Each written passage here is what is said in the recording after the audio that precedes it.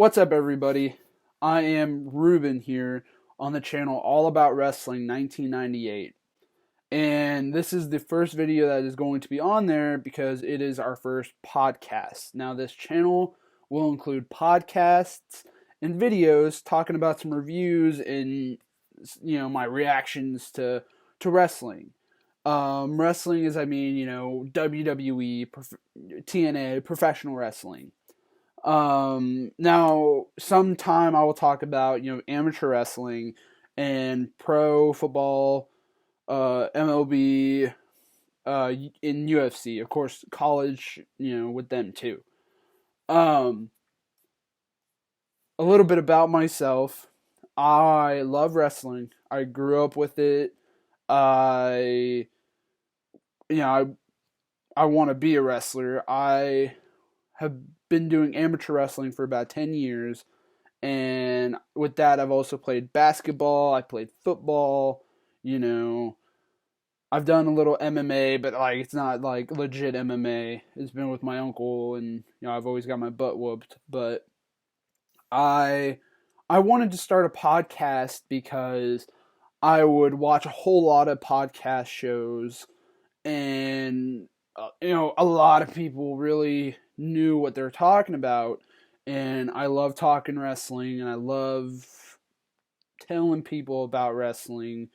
So, without any further ado, I just want to point out and say everyone's based on their own opinion. If you can believe one thing, you don't have to believe me. And I love having discussions with people about it, and I love kind of getting an argument. But when it goes way too far, that's when it starts becoming a problem. So listen at your own care. I believe what I say. You don't have to. That's fine. But I just want to, give people some information and have fun doing it. So without further ado, let's get started with some news. So our first piece of action will probably start on March 17th. The WWE Diva Paige had quite a bit of privacy released to the media. I'm sure everyone by now has heard of it, maybe even have seen it, but Paige got hacked and a whole lot of nude leaks went out and a lot of films were released. I have seen them prior to this because I was, really, really was intrigued by it because, it was all over my feed. And I seen the videos and wow, Paige cannot catch a break. And I gotta give it to her, she's a talent, she's really, talented superstar. And, obviously she had the drug problem the first time, and then I think it was the drug problem the second time. And just having that, it really does suck. She can't really catch a break. Now, she released that same day, on Twitter, and I quote, "Personal and private photos of mine were stolen, and unfortunately they were shared publicly without my consent." I have to agree, that does really, really suck, for Paige, because she was one of those, I feel, in my personal opinion, that she was one of those people that really started off the, women's revolution kind of thing, It went from that diva stage to kind of, the women's stage. And, she started it. And it really does get bad for her because, her contract's going to be coming up. Obviously, I would think WWE isn't very happy with her boyfriend or fiance for signing with TNA. Obviously, there also have been rumors that after her contract ends, she's going to go to TNA to be more close to Alberto. And that really does, it sucks for her. Now, one of those issues, though, with this is there is a video of her with a current WWE employee, Xavier Woods, part of the New Day, and former WWE employee Brad Maddox. Now, Brad Maddox had a stint. He was a referee. I don't really know him that much. I know he had got released from WWE early last year. But yeah, that video was pretty out there, and um I know I'd seen something saying that not really going to be anything wrong and they're not going to punish anybody because you know it wasn't really like, they publicly shared it on purpose. You know, in a way, privacy is kind of privacy. It. I wouldn't say it's Xavier Woods' fault because outside of the wrestling life, they have their own personal lives, and whatever they want to do with it, they can do with it. Obviously, they showed in this video how amazing they could do it, but I'm not really, you know, I can't see why WWE would punish them because of that. Of course, the New Day is going to be hosting WrestleMania. Obviously, you're going to see a bunch of things happening to Xavier Wood. Maybe they're going to butt him out of TV just till it calms down and stuff like that. But in my opinion, I think, man, Paige can't really catch a break. I'm really, I feel bad as because I liked Paige, I like the whole women's revolution that they're onto right now. I feel as if, you have like the Bellas who are done, they're moving out, they're kind of slowly, and then you have people like Bayley and Charlotte and Sasha Banks and all these great people coming in. And Bayley's still pretty hot. She's even when she got suspended, she was still a hot wrestler. Like, not like she's hot, but I mean, like, she really had a lot of momentum going towards her. And everybody's waiting for her to come back, but now it's kind of a distant thing because, obviously she's been suspended twice on I want to say it was the drug issue, I'm not too sure. But I know that it's probably really hard on her. I know her mom's released statements saying she's going to sue the people who hacked them and stuff like that. And if you ask me, I really hope everything works out because, like I said, I liked her as a performer. I really thought she did well in the ring. Do I want her to go to TNA? I understand if she does, but I think WWE needs to try to keep her together because, like I said, she's, but you can't help if they don't. They lost Alberto. She loves Alberto. It's kind of that thing, whatever's going to be best for you and your family. On to our next topic. We'll still stick into the WWE a little bit.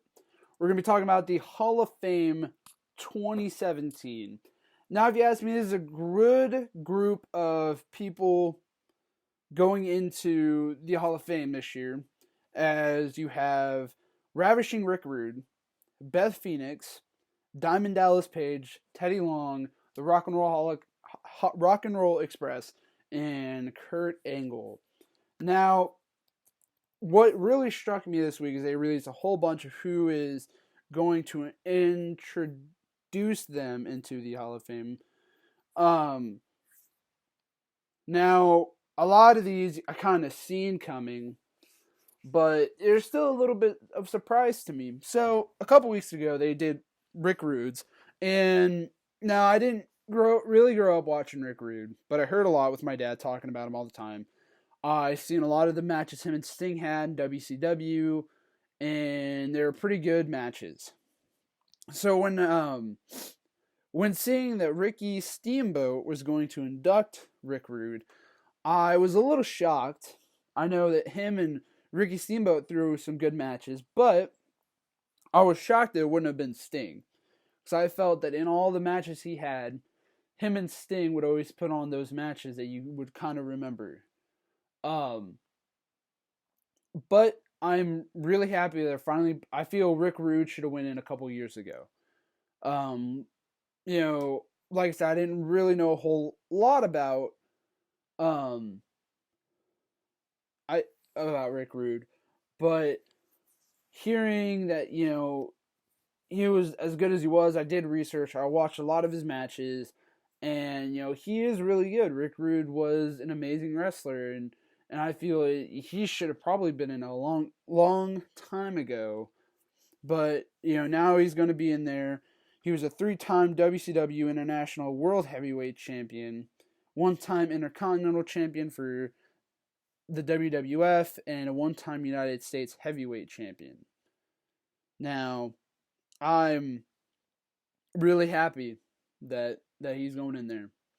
The next person that I just seen who's inducting her is Beth Phoenix. Now, I remember when Beth Phoenix first came to the WWE, and man, I was scared.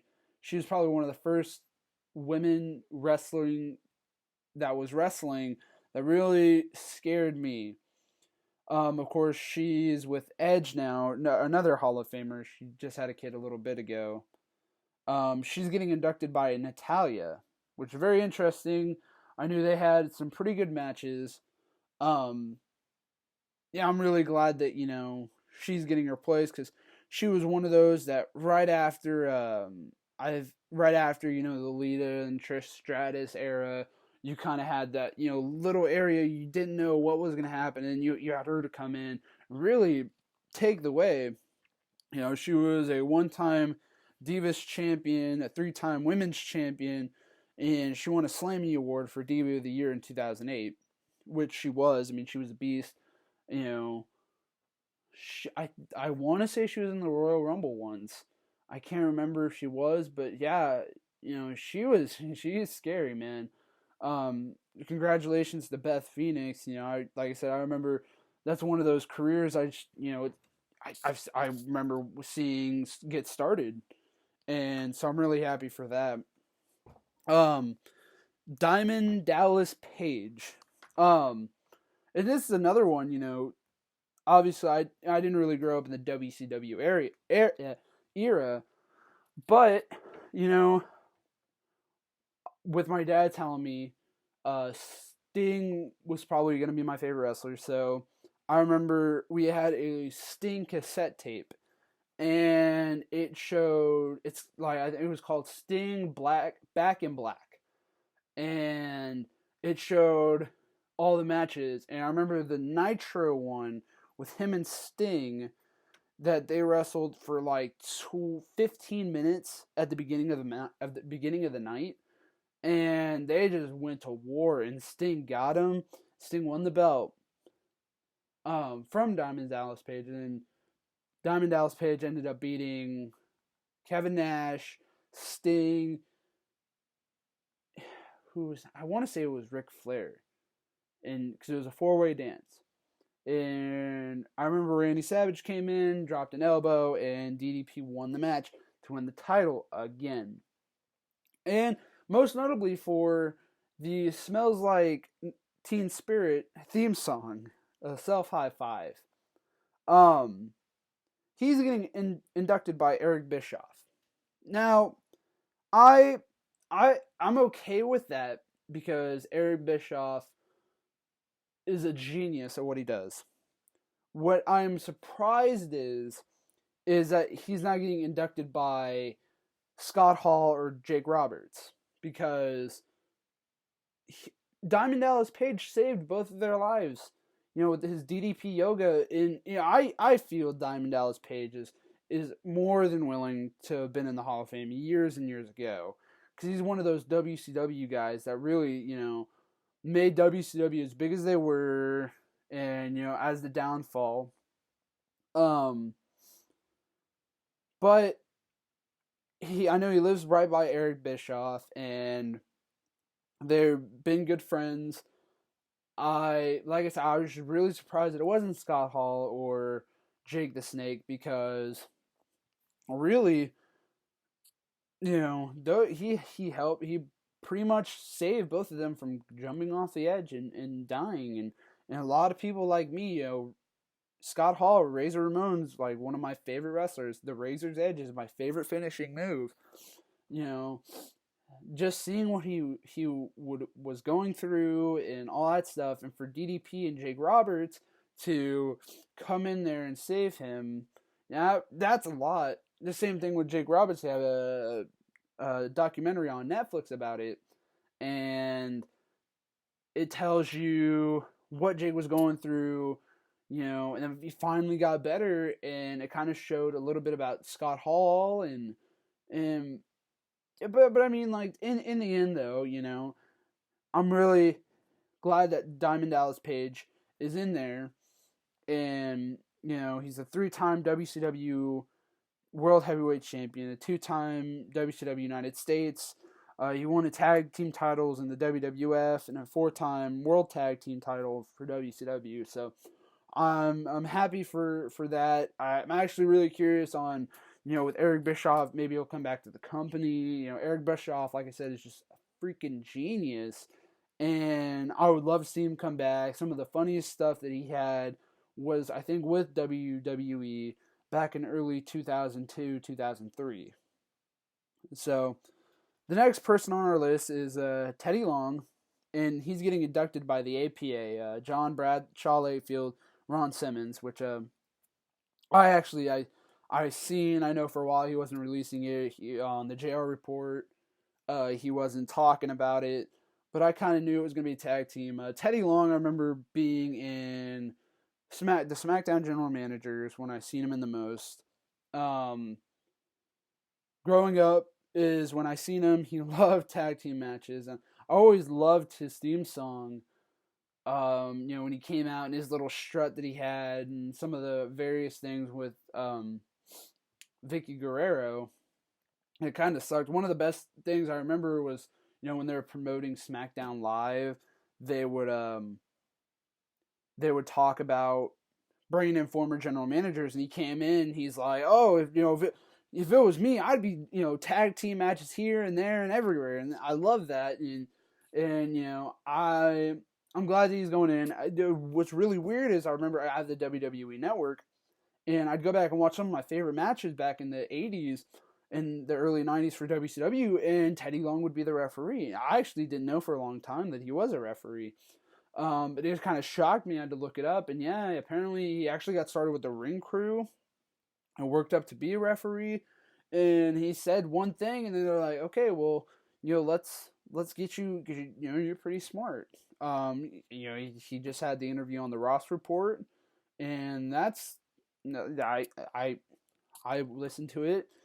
Teddy Long, he's one of those guys, man, that you start from the bottom and you get to the top. He was making rings for probably $10 a night, and then all of a sudden, bam, he was a general manager, and yeah, that's pretty awesome, if you ask me. So congratulations to Teddy Long. He was obviously a manager, longtime referee. It was an on-screen authority. So congratulations to that. The next one is the Rock and Roll Express with Ricky Morton and Robert Gibson. So I don't really know a whole lot about them, so I'm really sorry I can't really talk about them. But what I can talk about is who they're getting inducted by, and that's Jim Cornette, which is really interesting to me because I know when Jim Cornette left the WWF at the time, or it might have been I'm not too sure, there was a lot of problems with Vince McMahon, Jim Cornette, and Vince Russo. Of course, Russo taking credit for all the Attitude Era. Jim Cornette and Vince Russo obviously don't like each other, so I'm curious to see if it will turn into something bigger, or just kind of a one-night thing. Hey, you're introducing them, that's it. Or if he, might stick around, because Jim Cornette is one of those people that are just exactly like Eric Bischoff, who have a really great mind. I know for a while Jim Cornette was kind of with TNA, and I think that's when TNA was booming the most, when Jim Cornette was there. But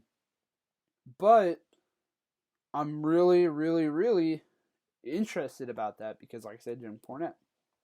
So moving on to the final person, the main event, if you will, of the Hall of Fame. Last year was Sting, stuff like that. The year before was I probably can't tell you who the year before was, but you know what I mean. Like the Hall of Fame person, the person who, first everybody's going to be there for, and that's Kurt Angle. Now, I remember Kurt Angle growing up so much because Kurt Angle was that bad guy that you would hate, and I mean hate. It's dun dun dun dun dun dun dun dun. His theme song, man. Dun dun dun. And I remember sitting in the living room, and I'd hear it, and I'd be like, "You suck, you suck," and man, Kurt Angle at the time as he first started coming out, I didn't care for him because he was a bad guy. One of the matches I remember the most is WrestleMania 20 with him and Eddie Guerrero. Eddie Guerrero, his ankle hurt, or it might have been his foot or ankle, and he started unlacing his boot, and Kurt Angle went for the ankle lock and Eddie Guerrero slipped out of his shoe and beat him. And man, I remember that. I remember it was like it was yesterday. WrestleMania 20 was my first ever, I think, wrestling memory that I can really tell you about the entire night.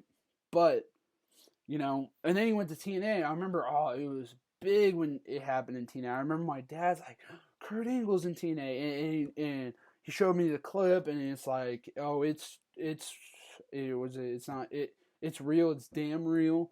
And you kind of seen him, and it's like, oh my god. And then his big feud with Samoa Joe, which I actually thought was like big. Like, so you have Samoa Joe, who's never been beaten. You have Kurt Angle, who comes in, who's an Olympic gold medalist. And I'm going to get to his amateur career here in a second. But as Olympic gold medalist, coming in to face Samoa Joe in this little company called TNA, man, that was big. And I remember,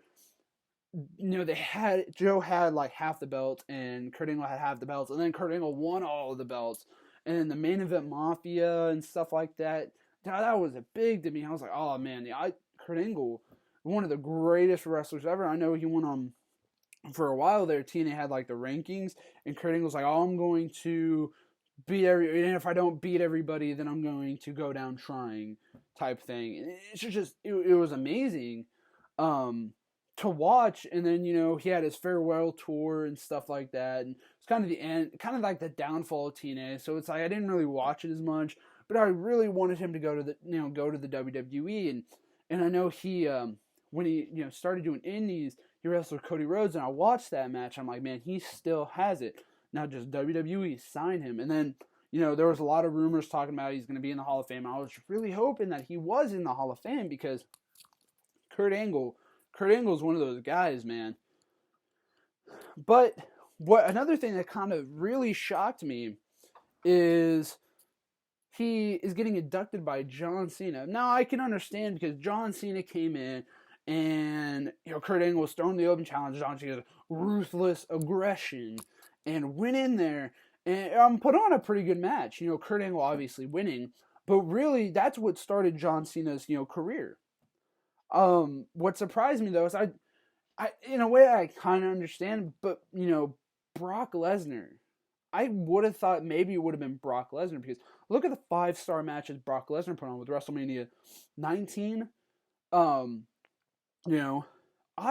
I was really, really surprised that it was John Cena, but then I kind of understand because you can't break Brock Lesnar's kayfabe. He's about to go the night after this. He's gonna go wrestle Goldberg, and he's gonna go hopefully win the belt, but you can't really break his kayfabe, which is understandable. But because you're not gonna have the Undertaker show up if Kane's being inducted, type thing. You gotta keep him to being that animal. Excuse me, the animal that he is. But going back to Kurt Angle, as I grew up, I started getting more into the amateur wrestling aspect, and I watched Kurt Angle's Olympic match, and oh man, that was one of the best amateur wrestling matches I've ever seen in my life. He did it with a broken neck. People think he actually broke his neck. No, it was like kind of a genetic thing that he needed. He needed surgery. It was technically broken, but Kurt Angle one of the best there is. One of the greatest. I really hope WWE does do something with him because he's still got it. He still has it. You know, I would go and watch a lot of the stuff, the stuff he did with Stone Cold and The Rock and the early 2000 or when he started in like 2000 2001 ish, and how funny it'd be. I really hope Kurt Angle being a 4-time WWE champion, one-time heavyweight champion, one-time technically WCW if you count the unified belts, and he was a King of the Ring winner. One of my favorite Kurt Angle's matches is at the King of the Ring where he faced Shane McMahon. Man, that match, brutal to watch. Really, really brutal to watch. But if you ask me, the class of 2017, I think, is really good, and I can't wait to watch the Hall of Fame and see some of the people. Obviously Kurt Angle, but to really see them getting to the place where they belong. I'm really happy. Congrats to all of them. But let's go ahead and jump ship. Let's take a minute off of WWE. Let's go to another promotion.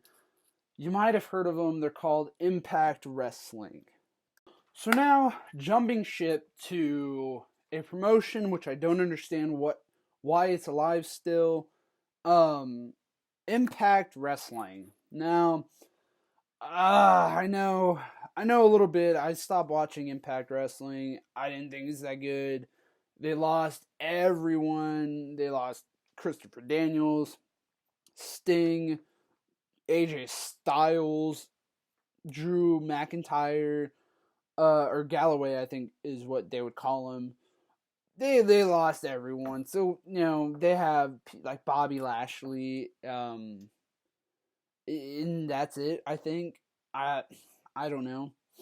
A few interesting articles I've been reading about him, though, is, obviously they were bought by Anthem, or Anthem owns majority of stocks or something like that, like 85% is what I think I read. I might start watching it again only because there's a few things that do interest me about it. They have Cody Rhodes, which I think was very underutilized when he was in WWE. I thought the Stardust gimmick was dumb. I didn't like it at all. Really, that's it. They really, what's his name? God, Aaron Rex. I don't remember what his name. Damien Sandow. I remember they hyped him so much, and I don't think he's doing anything. Honestly, I don't know why TNA is still around, but whatever. I was really hoping that WWE would at least bottom or at least a video, because I grew up, I loved TNA. Something I joke around with my dad about is, he loves the WCW Sting with the blonde flat top, and so he likes the black and white, but it wasn't his favorite. What to me is, that's what I grew up with. I love that. I love it. But something that really interested me was my dad shared a Facebook post with me and talked about Suicide, the character Suicide. Now, I remember Suicide was awesome. I love Suicide. You seen him in the TNA Impact video game, which I remember I got for the PlayStation 2, and I was sick that week, and I beat it in like a day. And you had Suicide, and that was my favorite character to play as because his DOA finisher type thing. Well, I remember when they were trying to translate the game to real life, and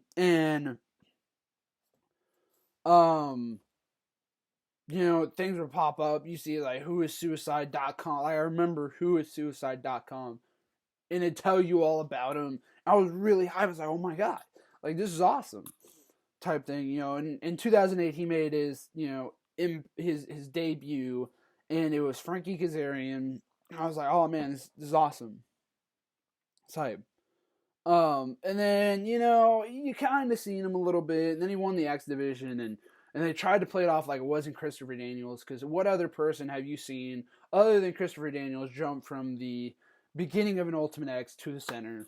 Kind of gave it away for you, but it's whatever. Two-time X Division champion, stuff like that. You kind of felt like he was a little underutilized, a little bit. And then what really messed it up for me is, he came back, very frequent on Impact, and then Austin Aries wanted a title shot, took the suicide costume, and then they kind of told you who was under the mask, and it was Manic, aka TJ Perkins. And after that, it ruined it for me, because then you had, nothing on TJ Perkins. I know a long time ago I made a comment on his Instagram, and a lot of people hated on me. And know this, that if you're listening out there, TJ Perkins, there's nothing on you. I just didn't like the way that they put that, because Suicide touch base. I remember getting his action figures. I loved his action figures. I love Suicide, but having them put him in there like that, it really did just kind of suck. And then afterwards, you kind of was like, oh, okay, well, now it's Manic wearing a Suicide costume, and then it kind of lost the point of Suicide. And then obviously, it started going away, and apparently Suicide came back in an X Division title match. I'm not too sure he's playing him right now, but I did watch the match. I was okay with it. I really hope they give Suicide more of a push, because you made this guy the person in your game to be big, so maybe you should probably push him that big. And from what I see him, I feel like it's gonna be kind of like the game. You might have a problem. I could see him having a problem with like LAX and stuff like that. But I really hope that they don't mess up Suicide. But who knows? It's TNA. Another thing I wanted to point out was obviously Alberto Del Rio came back, and to be honest with you, I'm really I'm okay with it. Like, I don't know, to explain it, like,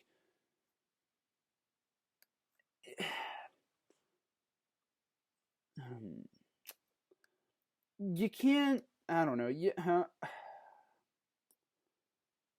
can't really, like, he was never good in WWE. I feel as he went to all the other things. He went to Lucha Underground, and it was okay because it kind of fit the whole Mexican background. Whereas he wasn't good at all in WWE. I felt like, if anything, he was a little underutilized there as well. And, WWE is really hitting that point where they have so much new talent that a lot of the old, unless you're really good, old talent is like, we can't do anything with you. I know he was in the faction with all the other, like, Sheamus and stuff like that.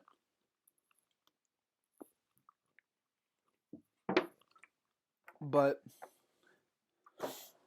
I don't, like I said, I know he wrestled Bobby Lashley in his debut and beat Bobby Lashley, but wasn't a fair way. And so now Lashley had the title back, and I think he lost to him on Impact. I'm not too sure, but right now I'm looking at a list of all the champions, and man, I don't know any of these people really. So Lashley is the heavyweight champion. Apparently I have the Impact Grand Champion. I don't know the difference between the heavyweight and the Grand, but Moose has it. I don't know who Moose is. The X Division Champion, which I know it looks like really bad, is Trevor Lee, so I don't know who that is. Rosemary has the Knockouts champion. I don't know who that is.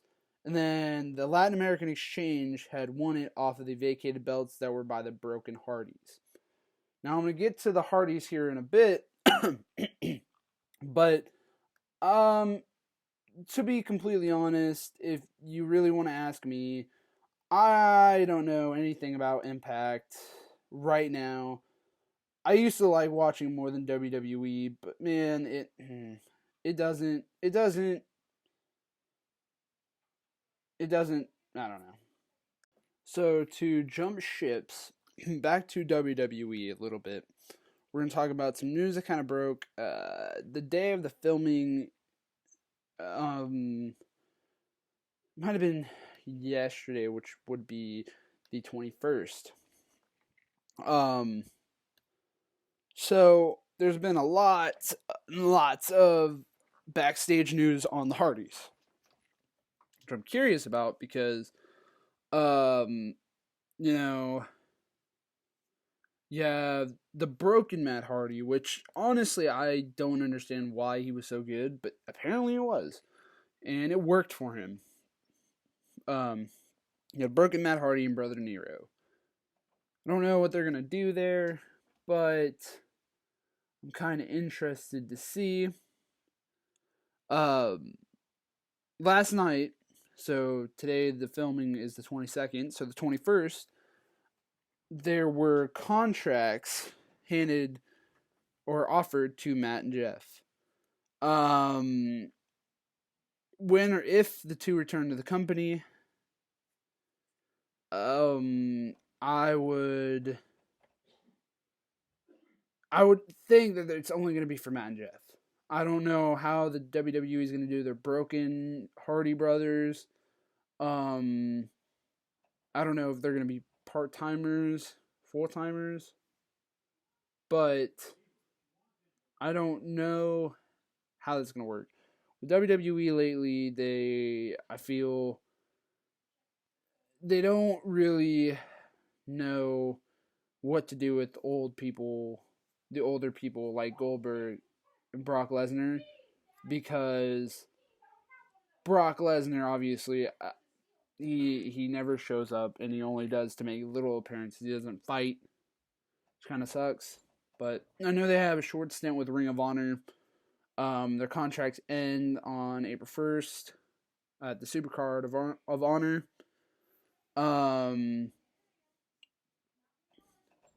I know with Impact, they felt pretty disgusted that they got the last minute contracts that they did. As I would think they would. They're Jeff Hardy's been there, Matt Hardy's been there for quite a while. People like that, which makes you kind of wonder what Impact Wrestling's doing with their lives. That they're not gonna go ahead and give their highest rating people on the show the money that they need. But I don't know.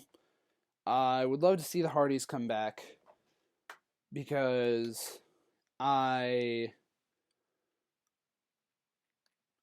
think that I think it'd be great to see with like Gallows and Anderson or even the Usos. I don't know.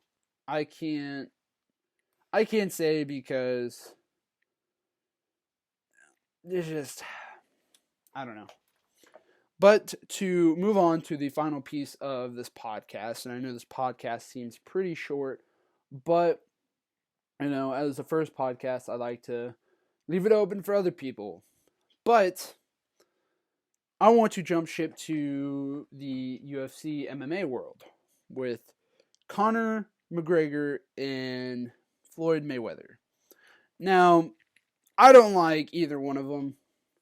I think McGregor needs to stick to his weight class, not jump up and down. He needs to defend his belt, and he hasn't.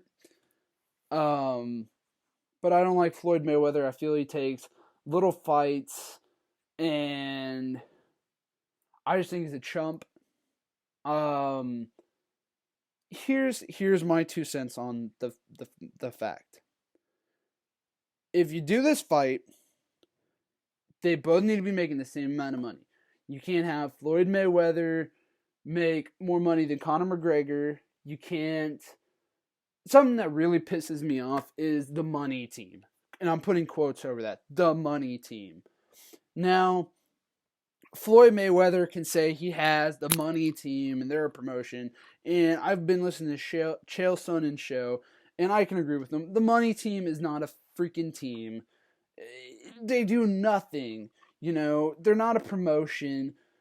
I think Floyd, all he has is money. I don't think Floyd's smart at all.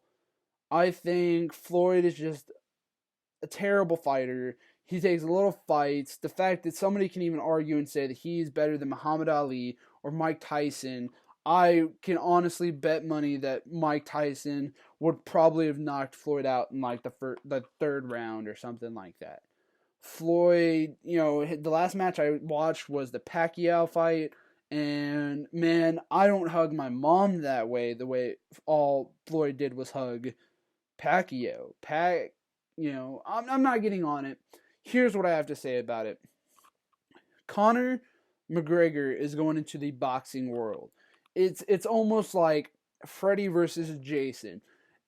Jason goes into the dream world, Jason's gonna lose.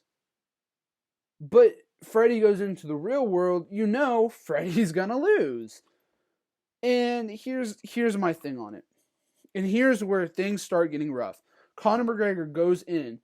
Floyd needs to finish that fight in the first 5 rounds. Because if he doesn't, it's going to make boxing as a sport look weak. It's going to make every boxer who's trained their lives weak. You can't take a basketball player and put him in an MMA ring and say the basketball player is going to make it out the first round. That's weak. Honestly, it's weak. I think that's dumb. Floyd obviously is going to be favored to win this match because Floyd's been boxing his whole life. Conor McGregor has been doing MMA. You can't sit there and say Conor McGregor's going to win. Out of these two, I want Conor McGregor to win because I don't like Floyd. I don't like Conor, but I don't like Floyd. But here's the thing. You talk about the money team. There's no such thing. The money team is it's me making a logo and getting my friends together and saying we're a promotion. It's not a thing. Chael Sonnen on his podcast went on about 45 minutes talking about this, and it's kind of getting me heated to think about it. Floyd Mayweather needs to finish this fight in like the first 5 rounds. Because if he doesn't, it's going to make boxing look weak. It's going to make boxers look terrible. That somebody in another sport can come in and last. That's not how, like, if you were an MMA fighter and you had a boxer, strictly boxing, no MMA, come in and last all 3 rounds with you, to last all 3 rounds, that's going to make everybody who's ever worked hard in their life terrible. It's going to make them like, oh, no. And I love wrestling. Don't get me wrong. But to take it CM Punk. CM Punk's my favorite wrestler. He went to the UFC. Everybody criticized him because he was a wrestler. He's not a UFC fighter. It worked for Brock. People were like, oh, God. But what would have happened if CM Punk went in there, beat Gal, like destroyed Gal in the first round? How does that make you look as the person fighting? How do you think Gal would feel if he would have got submitted first round by this wrestler? By a professional entertainment star? It'd make you kind of feel, dang, he was a bad guy. That's all it's going to hear if Floyd was to lose. If Floyd loses, it's going to be, first of all, Floyd going in about how he wasn't ready or something like that. Or it's going to be, he's not that good, fight somebody else. That's all I have to say about it. I think that the fight's going to draw in a lot. Um, do I like it? No. I think this is a dumb fight. It's going to make no sense. Because what's going to happen? Floyd wins. Well, good job. You beat an MMA guy. Floyd loses. You lost to an MMA guy. Really. Somebody who So it's really a no-win situation. The same thing on Connor's side. Like, Connor is in a no, like, okay, Connor is in a win-win situation. You win, you beat I'm not saying it, but people say the greatest boxer of all time. But if you lose, you lost to the greatest boxer of all time, and you're in MMA, where it's kind of a lose-lose situation to Floyd. Oh, I lost. I just lost to an MMA guy. I'm the greatest there ever is, apparently. Now I'm 41-1 or something like that. Or so, if they even count it, I don't think if Floyd loses, there's going to be some sort of issue that apparently, it's not gonna. Well, it doesn't hurt our records or something like that. And if he wins, what do you get out of it? Oh, you beat some guy that's been talking crap. Every other person in this world that watches boxing and MMA doesn't like Floyd. So it's like, okay, you just beat somebody who just doesn't like you. Oh, he has a belt over his waist because he won a couple matches here and there in an MMA ring. So let people believe what they want to believe. I don't like the fight. Am I going to watch it? Yes. Do I want Conor to win? Yes. Because I don't like Floyd. I think Floyd's a chump. I think he's a phony. But, hey. To both of them, to compliment both of them, they both go out there, they fight. It's not it's not easy to lose to somebody. Obviously. These are both probably, Conor McGregor right now is probably the best UFC fighter right now. You don't have John Jones, GSP's coming back, but right now, Conor McGregor is the best person you probably have representing the UFC. In boxing's not even that big right now. Sorry to people who listen to this that are boxing fans, but I don't know anybody who's as big as Floyd Mayweather in boxing, other than Muhammad Ali and Mike Tyson. I could be wrong. I'm sorry if I'm wrong. But to end it, I don't care for the fight. I think they both should be making the same, not one person than the other. You should cut it down the middle and then pay-per-view buys. All the pay-per-view buys, cut it down the middle. Each person gets that. That's all I'm going to say. But to end this episode of the podcast, I want you guys, an honest viewership, to help me name what these podcasts should be called. There's no contest. I wish there could have been, but I really need a name for the podcast. I'd love for you guys to help me. And everybody have a great evening. I know the next podcast is going to be my WrestleMania predictions. Be sure to subscribe to me. Tell everyone. And everybody just have a wonderful day.